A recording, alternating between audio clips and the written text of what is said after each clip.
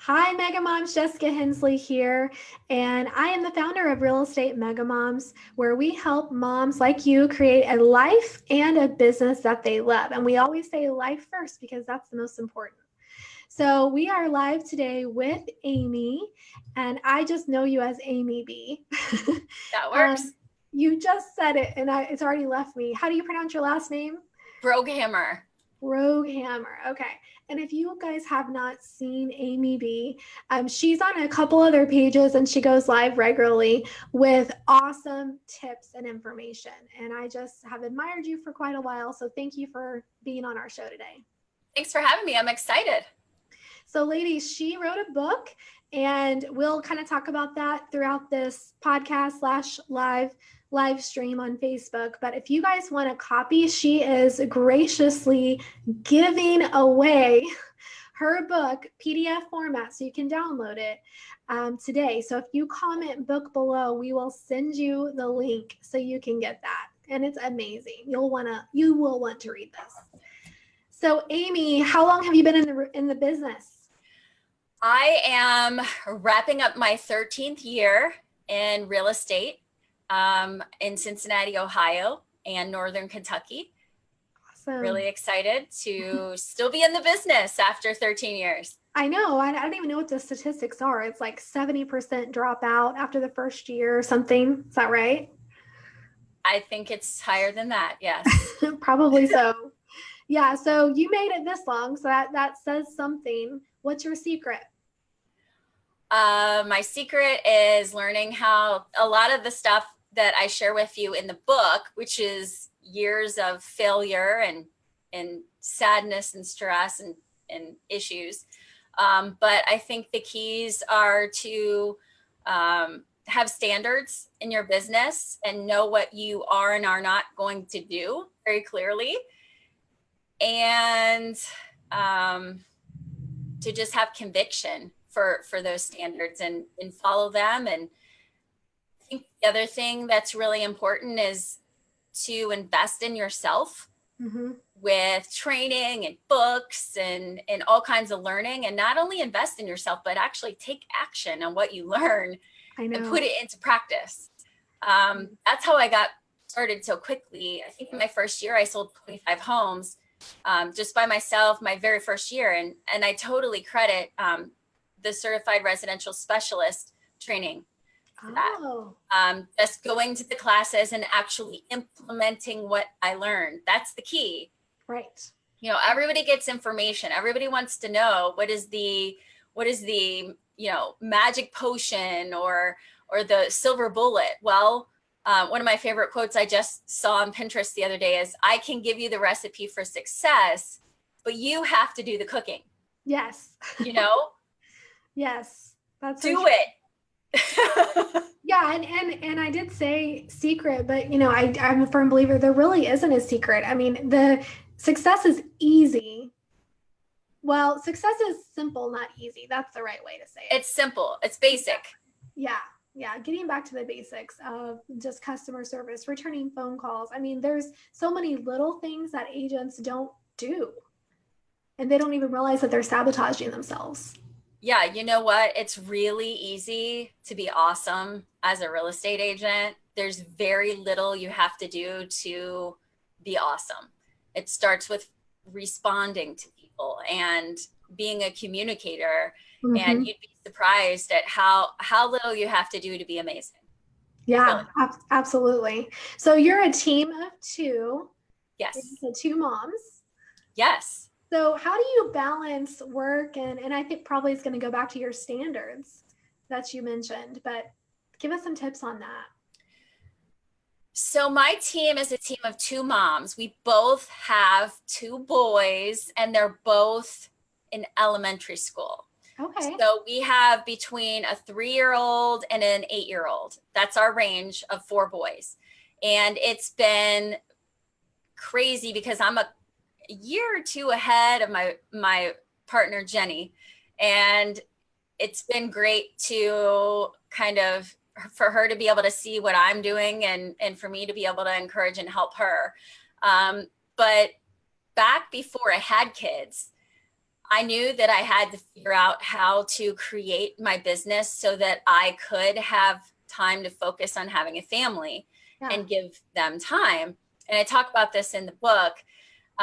So I decided after a couple years in the business, knowing that I was looking towards starting a family, I decided to specialize in the listing side of the business.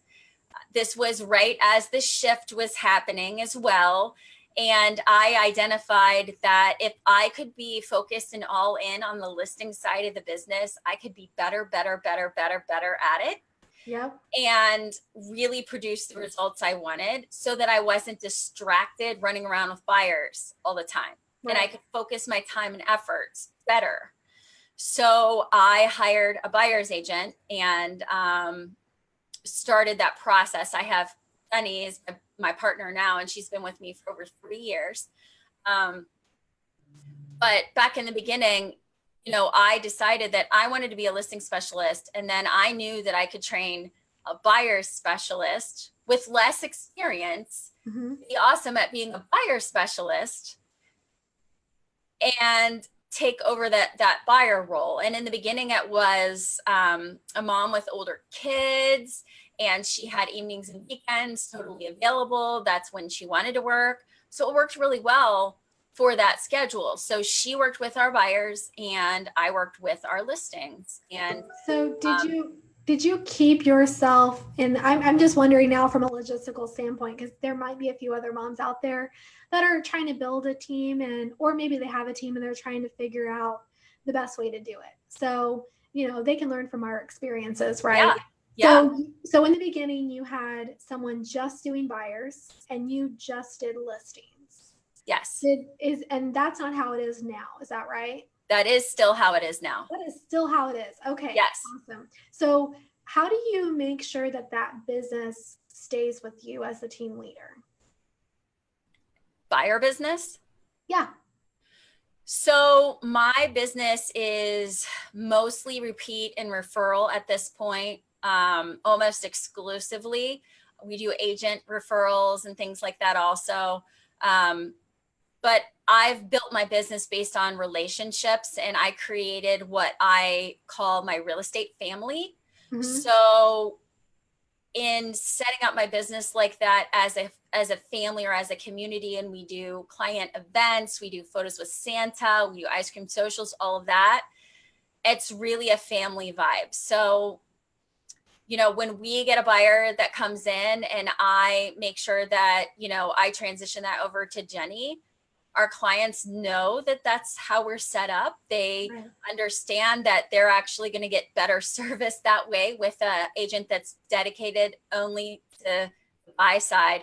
And also, if I'm also selling their house, once they realize how awesome it is that they get 2 agents that are specialized, they love it because they know that I'm on it for their listing, and they know that she's on it, and they realize that one person can't really effectively do both of those things as well as we can as 2 people. So it's just your expectation at the very beginning. You don't really have, because of that, what you're setting at the very beginning, you're not having them say, well, Amy, we want to work with you. We really like you. Why are you passing us up? Are we not good enough? I have never heard anybody say that to me. I've sold 500 homes. What happens is the buyer lead will come to me. All the leads come to me. I'm the rainmaker. I'm the lead maker, right? Right. And when somebody says, hey, I want to buy a house, this includes my in-laws. This includes my cousin. This includes everybody. I prepare them and I say, hey, thank you so much for the opportunity. Our team is so excited to help you. I am the listing specialist on our team, and I'm going to connect you with our buyer expert, Jenny. She's my partner. She's going to be taking you through the buying process. She's actually better at working with buyers than I am, and you'll like her better in that process anyway. When it comes time for you to list your house, that's my job, and I'm really good at that. So what I want to do is connect you with Jenny, and Jenny's going to sit down with you and take you through our process. She's going to, sit down with you and do a consultation, understand what you're looking for. She's going to make sure that we get the financing figured out. And she's going to be your contact for the buyers. I'm always here. And obviously I'm the boss of the team. So I'm here to help Jenny and I'm here to help you. But she is our expert on the buying side. I actually haven't assisted a buyer in 5 or 6 years. I can jump in when I need to. And we also have a showing assistant that helps us out if we're in a pinch or we really need to get to a showing quickly. So we have a great system and a great team. And I think you're going to have a great experience with Jenny. That's awesome. I'm so glad this is recorded. Yeah. Yeah, you guys just got a good tip there. So a good script to share with your clients. So and she has to do the same thing. And I think the key here, Jessica, is making sure that you hire the right person that you can passionately say, like, I truly can say Jenny is way better at working with buyers than I am. I have no patience. Right. So you do not want to work with me if you're buying a house. Trust me, she is the best person. And I have trained her the way that I know works, and she follows it to a T. Yes. And from that training that I taught her, she closes 97% of the leads that we convert. Now, okay, so your leads, now that you're bringing that up, are they 100% referral based, or do you get, I'm sure you get sign calls. What are other lead sources do you have? Majority of our buyers come from repeat or referral. We have a lot of our clients that work with Jenny refer other people during the process, which is a true testament to her customer service. We receive a lot of agent referrals from across the country. So if somebody in California has a buyer relocating to Cincinnati, we will help with that and pay, a referral fee for that. We do work relocation companies, but only on the buy side. And we're very careful about that business. And from time to time, somebody will call us because of some of the reviews that they've read, or, Facebook post or our Facebook page, something like that. So really, it's all warm leads. It's not us ever like calling an apartment building asking if somebody wants to buy a house. So you guys don't do the cold calls, or when you list a house, you don't call the neighbors and say, hey, I want you to be the first to know we have this home for sale. Nothing like that. We're not doing that currently. And I'll be very honest with you, Jessica, as I always am. Jenny and I are both moms of elementary boys. Right. 2 years ago, we made the decision together that we are not in growth mode for our business. Okay. Right. It took me a while to be able to say that out loud and admit that to other people, because I feel like there's this shame out there in the business about, what do you mean you don't want to grow your business? That's the stupidest thing I've ever heard. I got some shit for it in the beginning.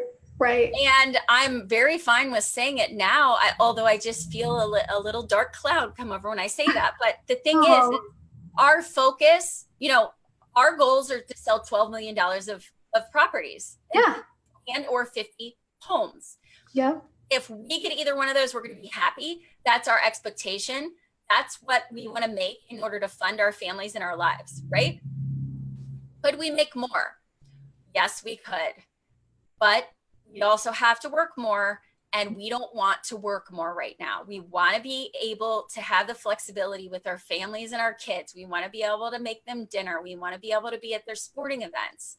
So right now, we're not trying to grow. So when you ask, are we knocking on doors trying to get leads? No, we have enough leads coming in that we are not trying to increase our business and trying to increase our workload. If referrals went down, you may shift some tactics. Right. Exactly. And if referrals do, but after 13 years, it's a pretty steady flow. It takes a while to build that, but after you get there, it's a pretty steady flow. But yes, if we're having a down month, we may do some different things, but it's not going to be to strangers. Right. It's never going to be to strangers. We're never going to do a grocery cart. We're never going to do a billboard. You know, we're going to reach out to our clients. Maybe we'll have, you know, an impromptu client event or a coffee event where we'll invite people and just say, hey, you know, who do you know that needs our help? But we're never going to go to strangers. So something else that I'm hearing is you must have a really comprehensive database so you can be strategic in reaching out to them and making sure you're top of mind. That's a great question. And I will say that that is not the case. Here's why. Okay. So I actually do have over 3,500 people in my CRM. And those are people that I know or I've connected with or whatever. This isn't like random online leads going in there. These are connections, right? Mm-hmm.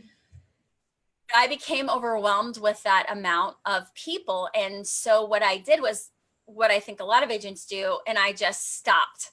I stopped communicating because it became too much, too overwhelming for me. And so what I did was I had been searching for years and years for some coaching or programs around referral-based, relationship-based businesses. And my friend and mentor, Hank Avink, just started this program 2 years ago called 36 to Life, which I got to help him develop a little bit. And in his process, what he does is he says, okay, let's make it simple. Keep it simple. And this totally resonated with me and totally works. Okay. So he says, have A clients and have 36 A clients, 36. I can do that. So pick your best 36 people. Okay. And if all you have is one day to call all these people, start there. And if you don't get past there, those are your most important people anyway, right? Right. Or if you have to do a mailing, or if you have to visit them, or if you have to do anything, you start with your A's, because that's where you're going to get the most bang for your buck. Those are the people that often give you referrals, that have the ability to give you referrals, that are raving fans, that, you know, all of that. Okay. Mm-hmm. From there, you have 96 B's. Okay. Okay. So B's are also people that you know, that you've been connected with, that you have a relationship with. It's just not as strong as the A's, right? And those are people that you go to after you've prioritized the A's and you say, hey, you know, I'm having this event. Do you want to come? Or, you know, you're intentional about the B's. The A's take priority if you only have so much time or money to spend, and then you go to the B's. After that are C's and D's. And those are generally people that in the Keller Williams world, you would say, or haven't met, or people that you're connected with. Maybe you're friends with them on Facebook, but you've never had a conversation with them. You've never met them, that kind of thing. Mm-hmm. So what I did is I created my A list and then part of my B list, and I stopped 2 years ago. Okay. So all I do is focus on my A's, and I fluctuate in the amount of B's that I have. It's anywhere between 100 to 50, just depending. And okay. So you take people off of the list. Yeah. Okay. Okay. Yeah. So, because other people move on, you have to say no to people in order to say yes to other people. Right. Right. So, so that's how I make it simple for myself, because I was getting overwhelmed with all the people, and then I stopped talking to them altogether. Have you read the book Perk Your Sphere by Liz Johnson? Yes, I have it right behind me. It's an awesome book. It is. I got to meet Liz. I went to FSO with Keller Williams, and so we sat together and everything. So she's really amazing. She's the real deal. But I love her system too. Yes, this is an awesome system, and I got a lot of great ideas out of this. It was just a little bit too complicated and complex for me as an individual agent. Now, maybe if I had a salaried admin that could do all this stuff, that's great. But I'm not once again, I'm not trying to grow. I'm just trying to maintain. And what I'm doing is working. And if this is an awesome book, another book that's really great is 7 Levels of Communication by Michael Baer. Yeah. Different concepts, different ideas, still really all great. About connecting people. Referral. Connections and quality connections from quality like-minded people. So yeah, I love it.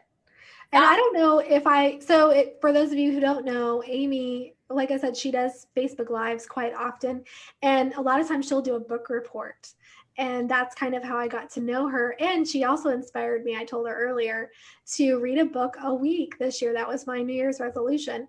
And I have done it. But what I haven't done is given my book report every single week, because a book report is a lot of work. But I can read and listen to a book, pretty quickly, and I love it. I just soak it all in. So you've really turned me on to some really good books. Good. I'm glad. Yeah.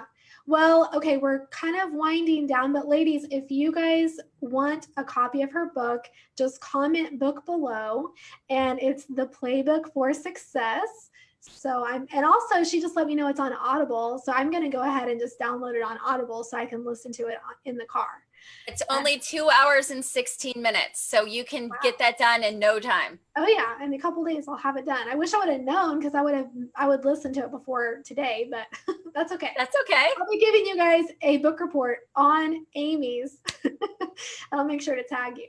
So, and also we're talking about Amy being a guest expert in the Inner Circle in October or November, and all about listings, because she has an amazing system on listings. She even has a course about it, how to sell 100% of your listings, right? Yes. So we're going to get kind of a condensed version in our Inner Circle in October and November. So be looking for that as well. Anything else you want to share today, Amy? No, I just admire so much working moms and all of the amazing things that we do. And, I just started reading the book, Girl, Wash Your Face. And yeah, chapter 9 is all about the mom guilt, and it made me cry. Yeah. And it's just, I just respect so much people who are mothers and work. It's so hard to do both. And if you can make it easier on yourself and let go of some stuff that you don't really need to worry about, and stop focusing on being perfect with everything. And just my mantra is implement now, perfect later. Stop worrying about being perfect because it's holding you back. And that's what Rachel talks about in Girl, Wash Your Face. And I highly recommend that book. I'm not done reading it yet, but I'm sure that by now it's an amazing book, I can tell you. Oh yeah. And it's on Audible too. I got it on both. Because that's what I'm listening to it on Audible. So yeah, I got it in January, I think, or whenever it came out. And I got through the first couple, my light's going crazy, for the first couple chapters, and wasn't able to get back to it. So I just downloaded it, and it's amazing. But one thing I want to leave the moms with here that Amy, I feel like, exhibits so well is really understand your definition of success. Truly look at your life and decide, what is my priority? What do I need to spend my time in? What is my one thing? And then kind of design your life around that. And it may not be your broker's expectations of how many listings or transactions you need to do. What works for you and your family? Yeah. And then hold yourself to it, because I feel like there's the other ditch of, well, I'm too busy. Even though I might need this income, I'm too busy to implement and, get the listings. So, you still have to do the work. There's a balance on both sides. You know what I mean? So anyway, but absolutely. I love what you said about, nope, we're not in growth mode. Yeah. No shame. There is no shame for that. I love it. Nope. So. All right. Well, thank you so much, Amy. And ladies, this is also a podcast, so go check us out on iTunes or wherever you listen to podcasts. And this episode will be up just in a couple days. All right. Thank you. Bye. Bye.